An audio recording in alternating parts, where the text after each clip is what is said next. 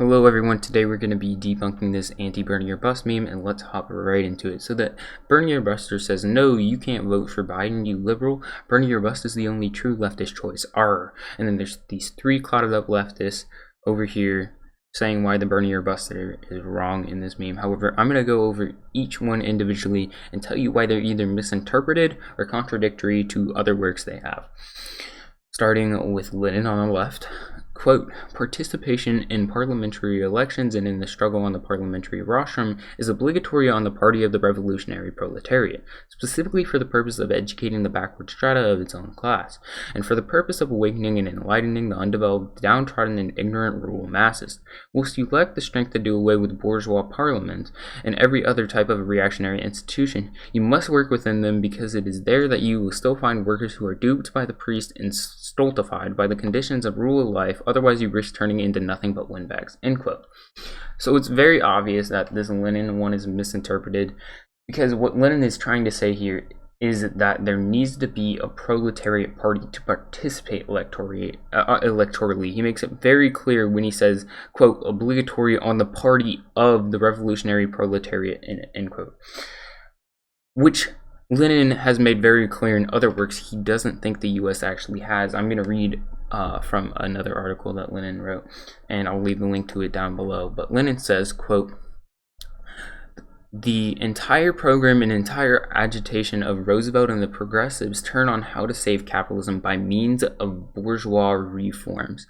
The bourgeois reformism which in old Europe manifests itself in the chatter of liberal professors has all at once come forward in the free American Republic as a party 4 million strong. This is American style. We shall save capitalism by reforms, says that party. We shall grant the most progressive factory legislation. We shall establish state control over all the trusts, and the USA, that means over all industries. We shall establish state control over them to eliminate poverty and enable everybody to earn a decent wage. We shall establish social and industrial justice. We revere all reforms. The only reform we don't want is expropriation of the capitalist. And then we'll skip that line on to the next one. Obviously, so long as these modern slave owners are there, all reforms will be nothing but a deception. Roosevelt has been deliberately hired by the astute multimillionaires to preach this deception. The state control they promise will become, if the capitalists keep their capital, a means of combating and crushing strikes.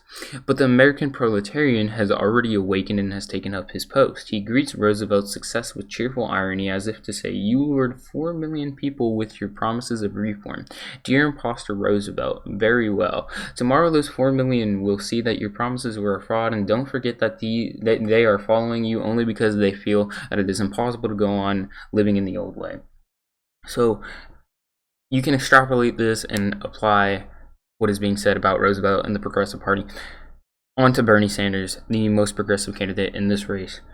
Meaning that if Lenin didn't even think that Roosevelt's party was anti-capitalist or was in the proletarians' interest, he would not see voting for even Bernie or voting for the Democratic Party at all. So this is 1000%, this quote from Lenin is being used as a misinterpretation and trying to take out Bernie or Bust, where it's not saying that whatsoever. Alright, on to the Marx one. Quote, in view of the gigantic strides of modern industry since 1848 and of the accompanying improved and extended organization of the working class, in view of the practical experience gained first in the February Revolution and then still more in the Paris Commune, where the proletariat for the first time held political power for 2 whole months, this program, manifesto, has in some details been antiquated. One thing especially was proved by the Commune views, that the working class cannot simply lay hold of the ready-made state machinery and wield it for its own purposes. So this quote in Marx, the main part that is important is the end part. It says, quote, that the working class cannot simply lay hold of the ready-made state machinery and wield it for its own purposes. All this is implying that we need to do direct action, and that we can't solely be using state machinery. And it also says that we should only be using state machinery if we see that using it would be in line with our interests, which I don't think Marx would necessarily think voting for Biden is in the interest of the working class. That seems very unlikely. It seems more like he'd err on the side of Lenin when it comes to that sort of reformism. He'd see it as a palliative rather than an actual solution to the problem. But yeah, so this one also seems very misinterpreted because it's not advocating for you to vote electorally. It's advocating that you take direct action specifically and work outside the state. And that if you do use the state, that you need to wield it in the interests of the working class, which, again, we went over why Marx probably wouldn't think voting for Biden necessarily does that. On to Chomsky. Chomsky says, quote, voting should not be viewed as a form of personal self-expression or moral judgment directed in retaliation towards major party candidates who fail to reflect our values, or of a corrupt system designed to limit choices to those acceptable to corporate elites. The basic moral principle at stake is simple. Not only must we take responsibility for our actions, but the consequences of our actions for others are a far more important consideration than feeling good about ourselves. So, this is quite literally what Noam Chomsky thinks on the issue. However, his take is kind of contradictory to his critique of manufactured consent, because lesser evil voting is a form of manufactured consent. It makes this dichotomy that you're either pro-Trump or pro-Biden, and there's no in between, and it allows for the Overton window to be maintained in a place that's deemed okay, a way in which your consent is manufactured.